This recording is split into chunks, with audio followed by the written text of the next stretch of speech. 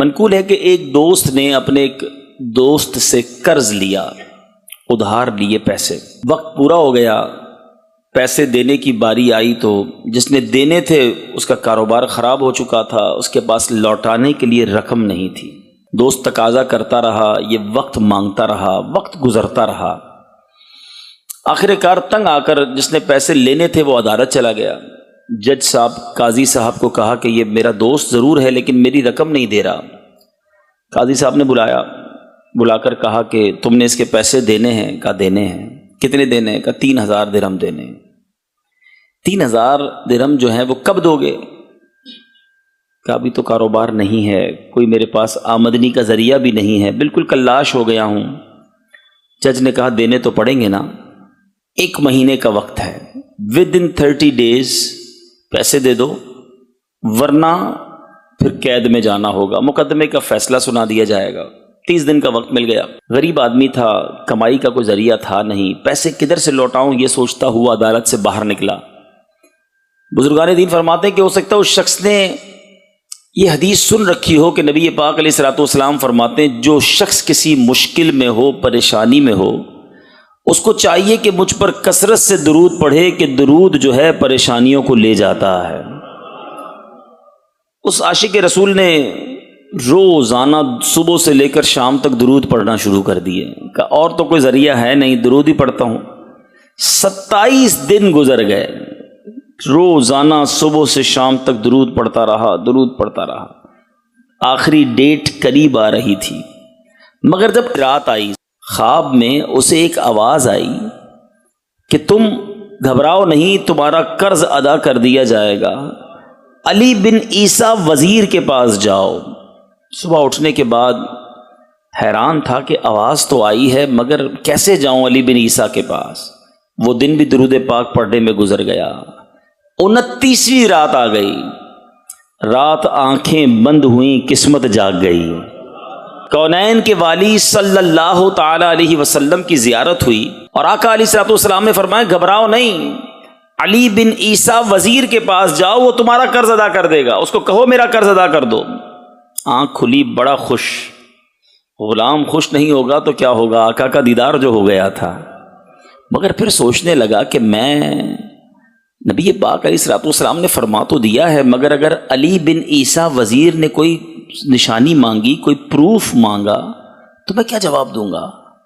پیارے آقا علیہ الصلوۃ والسلام نے خواب میں فرمایا یہ کہہ تو دوں گا اس کو، مگر اگر اس نے کوئی نشانی مانگی کہ بھئی تمہارے پاس کیا دلیل ہے تمہیں نبی پاک نے بھیجا ہے تو میں کیا کروں گا؟ آخری دن وہ بھی درود پڑھتے میں گزرا اور کنفیوژن میں بھی گزرا۔ اب آنکھیں بند ہوئیں، رات سویا، پیارے آقا پھر خواب میں تشریف لائے۔ پیارے آقا نے فرمایا جاؤ علی بن عیسیٰ وزیر کے پاس، اس سے کہو کہ تمہارا قرض ادا کر دے۔ کہا حضور چلا تو جاؤں گا، اگر اس نے کوئی نشانی مانگی تو کیا نشانی دوں گا؟ آقا نے فرمایا علی بن عیسیٰ سے کہنا کہ تم روزانہ فجر کے بعد 5000 مرتبہ درود پاک پڑھتے ہو، یہ راز فقط تمہیں پتہ ہے اور رب جانتا ہے، اور جب تک درود پورے نہیں ہوتے تم کسی سے بات نہیں کرتے۔ اب جب آنکھ کھلی تو بہت مطمئن کہ نبی پاک نے پروف بھی دے دیا، نشانی بھی دے دی ہے۔ اب یہ صبح ہوئی تو خوش، اور یہ وہی دن ہے کہ اس دن عدالت میں بھی جانا ہے، لاسٹ ڈے ہے۔ صبح پہنچ گیا علی بن عیسیٰ وزیر کے پاس، وہ مصروف تھا اپنے کام میں۔ کہ جاؤ علی بن عیسیٰ سے کہو کہ میں پیغام لایا ہوں۔ خادم نے پوچھا کس کا پیغام لایا ہوں؟ کہ ان سے کہیے کہ میں نبی پاک علیہ الصلوۃ والسلام کا پیغام لایا ہوں۔ وزیر نے اپنے پاس بلایا، کہ فرمائیے کیسے آنا ہوا؟ کہ حضور میں مقروض ہوں، 3000 درہم دینے ہیں، پیسے نہیں ہیں، آج آخری دن ہے اور مجھے نبی پاک علیہ الصلوۃ والسلام نے آپ کے پاس بھیجا ہے کہ آپ میرا قرض ادا کریں گے۔ کہ اچھا آپ آئے ہیں، کوئی دلیل ہے آپ کے پاس، کوئی نشانی کہ آپ کو نبی پاک نے بھیجا ہے؟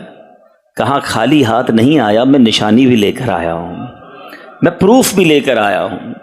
آقا علیہ الصلوۃ والسلام نے ہی مجھے بتایا ہے کہ آپ روزانہ نبی پاک صلی اللہ تعالی علیہ وسلم پر 5000 بار درود پڑھتے ہیں، اور یہ راز فقط آپ جانتے ہیں، آپ کا رب جانتا ہے۔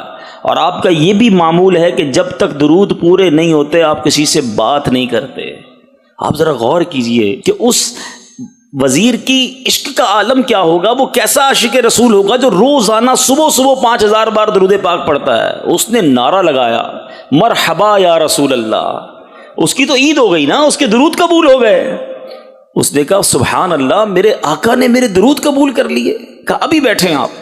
اپنے گھر گیا، اپنے حجرے سے واپس آیا، 3000 نہیں 9000 درہم لے کر آیا۔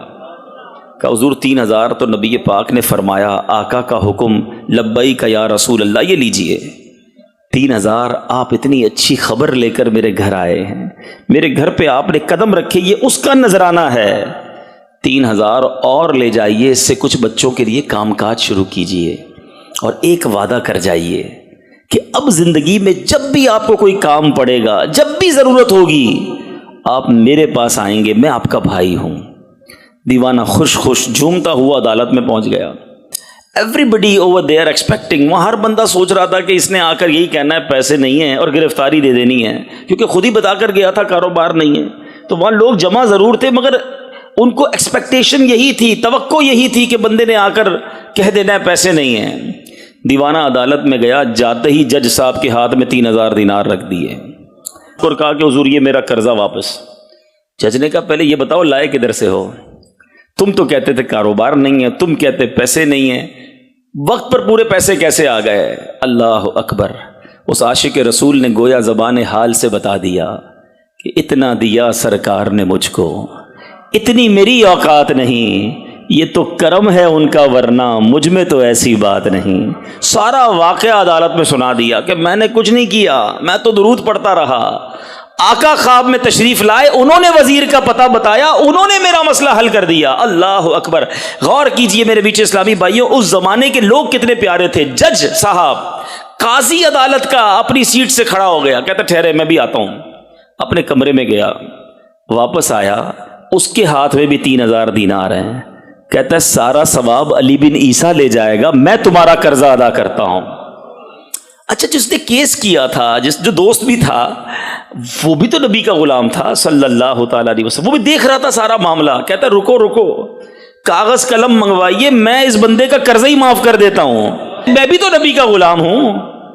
اللہ اکبر! اب اس دیوانے نے کیا کیا، وہ 3000 دینار جج کو واپس دیے۔ جج صاحب قرضہ تو ساڈا معاف ہو گیا، آپ کی رقم واپس لے لیں۔ وہ جج بھی عاشق رسول تک کہتا ہے جو پیسے آقا کے نام پہ نکالے میں نے واپس نہیں لینے ہیں، یہ بھی تم لے جاؤ۔